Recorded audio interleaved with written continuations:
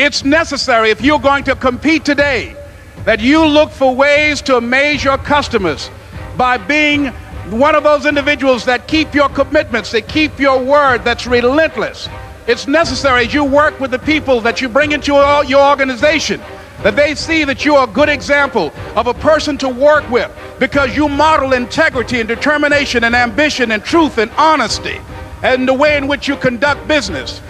The next step is, that is you. That is you. That no one can do it for you but you. And even though you face disappointments, even though you will experience some setbacks, it goes with the territory. You must understand that. I remember I was playing a game with my 9-year-old son, John Leslie, and I beat him 10 straight games in a game called Connect 4. And finally, I said, John Leslie, I'm bored. I don't want to play you anymore. And I got up. I said, I'm ready to go to sleep now. And repeat after me, please. Let's say this together. It's not over until I win. John Leslie said, no, you can't go now, Dad. I said, why? He said, it's not over until I win. That was his attitude. We sat down and we played several other games. And finally, after the 11th game, John Leslie won, and he got up and he yawned. And he said, I'm ready to go to sleep now. And I'm saying to you, what if all of us took that attitude after we face a rejection and a no, or we have a meeting and no one shows up, or somebody say, you can count on me, and they don't come through? What if we have that kind of attitude? The car's repossessed. Nobody believes in you. You've lost again and again and again. The lights are cut off, but you're still looking at your dream, reviewing it every day, and say to yourself, it's not over until I win. Life will yield to you. Now here's the next step. Repeat after me, please. It's possible. I can live my dream. It's necessary. I work on myself. Surround myself with winners.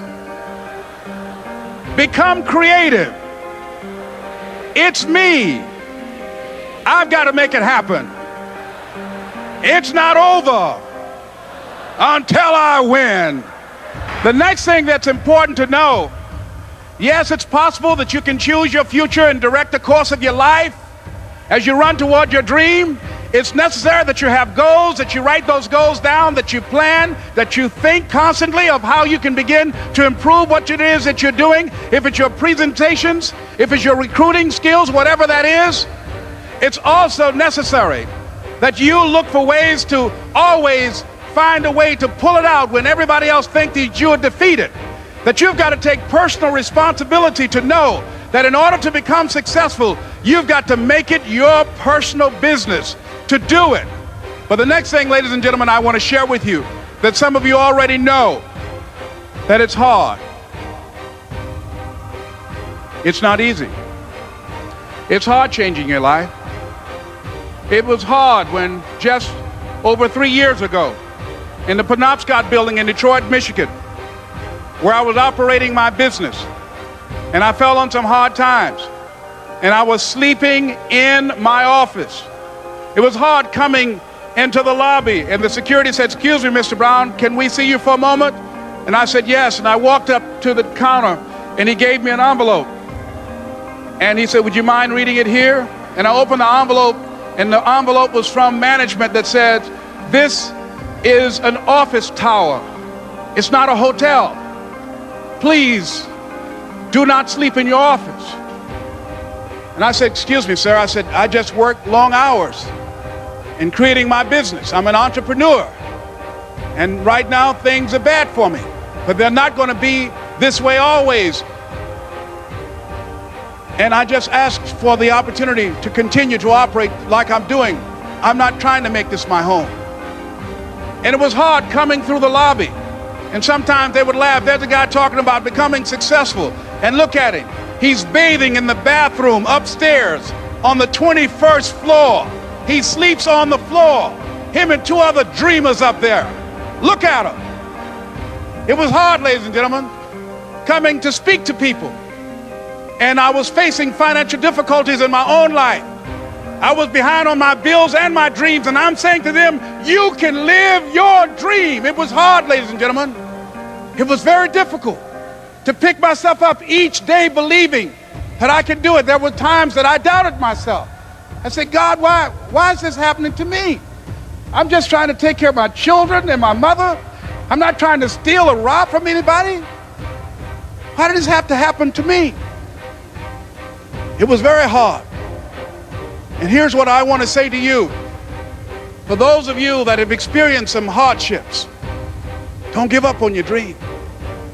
No one could have convinced me by holding on, by continuing to push forward, by continuing to run toward my dream, that one day I would have my own talk show.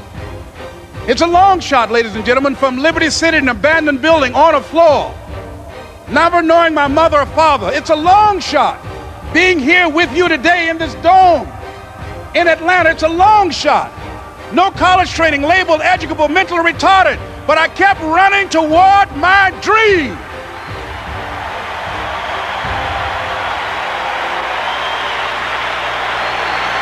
Don't stop.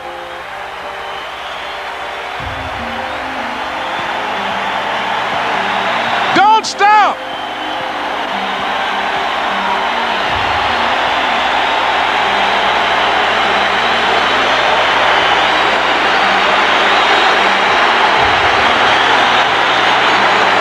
Don't stop running toward your dream.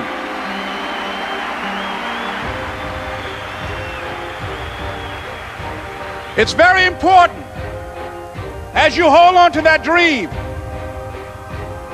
There are moments when you're going to doubt yourself. There are rough times are going to come, but they have not come to stay. They have come to pass. It's very important for you to know that.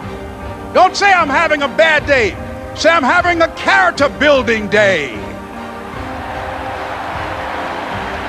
It's very important for you to believe that you are the one to make this happen. I remember this high school teacher, Mr. Leroy Washington, at the end of school one June, it was just a few days before we were supposed to leave, and I just got my report card, and it indicated that I'd failed history, and I'd failed English, and I would have to go to summer school.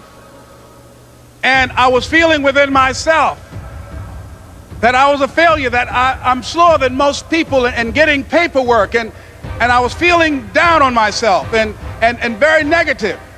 And Mr. Washington was giving a speech to the graduating seniors, and I was in 11th grade. And even though I wasn't supposed to be in there, I went in there because the speech he was giving, that speech was for me. And as he talked, my heart began to beat fast. Tears began to run down my eyes, and I was in the back just listening to him, because he said, and he was a very dramatic man. I still talk to him to this day. He said, as graduating seniors of Booker T. Washington High School, I want you to know that you're blessed and highly favored, and that as you go toward the future, begin to know that you have greatness within you. And if just one of you here begin to envision yourselves as being blessed and highly favored to reach your goals, if just one of you capture the essence of what that means, that you have greatness within you and a responsibility to manifest that greatness, that you can make your parents proud, you can make your school proud, you can touch millions of people's lives, and the world will never be the same again because you came this way. And the students gave him a rousing standing ovation. And as he left the auditorium, I ran down the steps and I caught him in the parking lot. I said, Mr. Washington? He said, yes. I said, do you remember me, sir? He said, no. I said, my name is Leslie Brown. My mother, she works in the cafeteria here. I'm one of the twins, Leslie and Wesley. I said, Mr. Washington, but you know, I got these big dreams. I like talking to people. I love people. I said, I want to work with people, and I got this dream of buying my mama a home. Could I do that, Mr. Washington? He said, it's possible, Mr. Brown. And as he walked away, I called him again. I said, Mr. Washington? He said, what do you want now? I said,